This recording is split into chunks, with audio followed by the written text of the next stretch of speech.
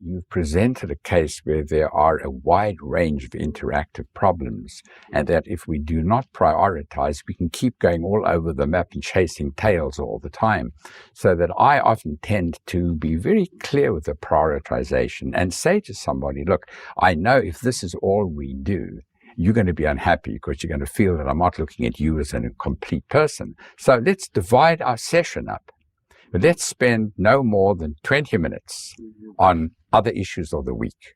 And then here are our 3 priorities that we want to zoom in on and keep hammering at those things and working out how to achieve these things. And then we can move on to the next. I mean, yeah, that's sort of a thing. How does that sit with you?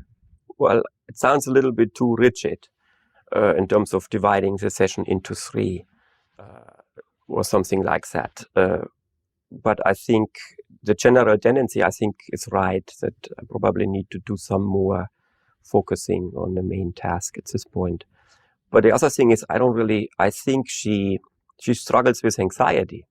So whenever she does certain things. Just recently, she submitted a proposal to some company, and she came to me shortly afterwards, and she was in panic about it. She said it was so bad she couldn't finish it. She said they will fire me immediately.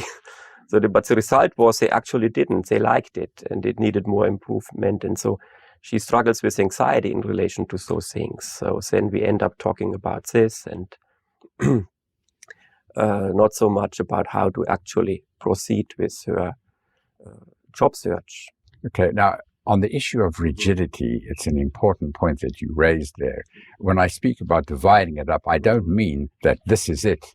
And boy, the bell goes off now, stop mid-sentence, let's go back to the next one. That's not the idea.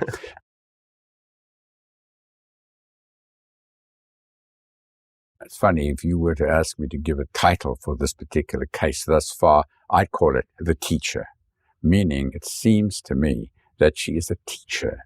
Much too much of the time, she's a teacher in school, and she's a teacher at home with the kids, and she's a teacher with the husband, and we've got to get her to stop being a teacher, but to be a wife and a mother and whatever as a goal. I mean, does that ring true? The consultant, in this case, me, has to preview his interpretations of the case with the therapist. Does it ring true? Does this make sense to you? The importance of a dialogue versus just giving expert advice cannot be emphasized enough. This approach also models what the therapist's interpretive style should be, for example, open-ended and tentative, awaiting the client's response and input.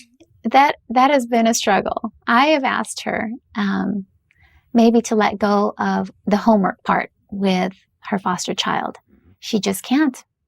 It's so important, and it's very significant to her to be a part of that.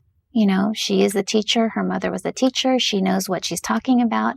And sometimes I wonder, is this your connection with him? Something that she knows, because can she relate on other levels? And I don't know. And if you point out to her what you think is going on, is she receptive to those statements?